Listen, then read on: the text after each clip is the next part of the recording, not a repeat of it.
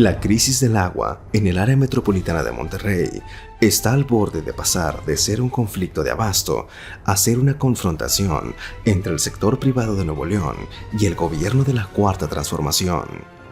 Y todo porque detrás del decreto firmado el viernes por el presidente Andrés Manuel López Obrador y en el que se establece que la crisis del agua en la metrópoli regia es un asunto de seguridad nacional, podría significar el trasvase absoluto de la Compañía de Agua y Drenaje de Monterrey a manos del gobierno federal. Se asume que en la semana que se inicia mañana lunes serían designados desde la Ciudad de México al menos 2 nuevos directores, uno en el área de administración y el otro en el área de ingeniería, para acabar de asumir el control de la empresa hasta ahora manejada por el Estado, con un consejo de administración dominado por personajes del sector privado nuevoleonés.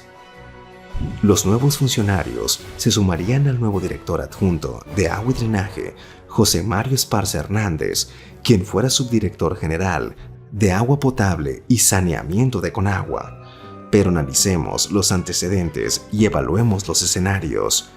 Después de meses de incompetencia de la administración de Samuel García, el gobierno de la Cuarta Transformación decidió instalar un director adjunto en Agua y Drenaje para calibrar la magnitud del drama que tiene a cientos de miles de hogares sin el vital líquido, algunos durante semanas.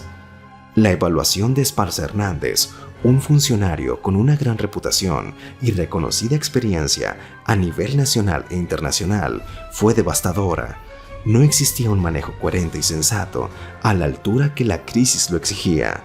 Por eso fue que el presidente López Obrador, quien había respetado los espacios del gobierno estatal naranja para que resolviera por sí mismo el conflicto, decidió por fin actuar, emitiendo un decreto que asume de manera temporal el control del agua que se surte de los pozos y concesiones de las empresas y las regiones agrícolas del área metropolitana de Monterrey y sus alrededores. El plan presidencial temporal, de acuerdo al decreto, daría a Conagua la potestad de decidir sobre el destino del agua de esas empresas y esas zonas agrícolas, buscando darle prioridad al suministro del agua para consumo humano. La estrategia incluye la asignación de recursos para arrancar la construcción del segundo acueducto de la presa El Cuchillo y la entrada de un plan de emergencia abanderado por el ejército mexicano para suministrar con pipas el vital líquido en las zonas más sedientas de la metrópoli regia.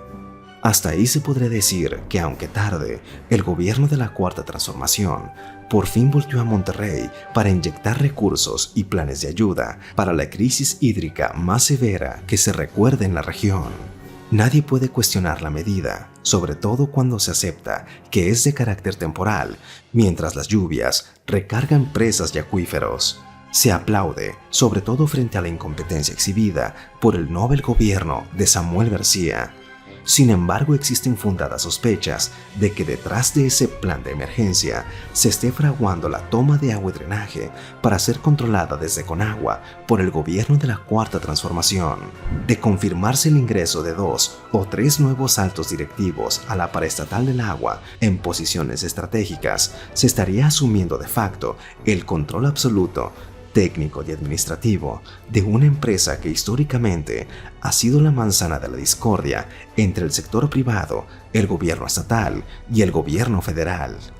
Cuestión de recordar que allá por 1973, en el gobierno de Pedro Zorrilla Martínez, durante el sexenio del presidente Luis Echeverría, el gobierno del estado le arrebató el control de los servicios de agua y drenaje al sector privado. Presidido entonces por Carlos Maldonado y dirigido por Leobardo Elizondo, el gobernador Zorrilla Martínez acusaba que la paraestatal estaba al servicio de los grandes fraccionadores privados que decidían a discreción, de acuerdo a sus propios intereses, el destino del agua que les permitía beneficiar a sus fraccionamientos. Después de un choque frontal, el acuerdo final fue que el gobierno del estado asumiría el control formal de agua y drenaje en lo que significaba el consumo doméstico a la población en general, mientras que el sector privado administraría a través de sus asientos en el Consejo, lo referente al servicio a las empresas y a las concesiones que entonces les otorgaba la Subsecretaría de Recursos Hidráulicos.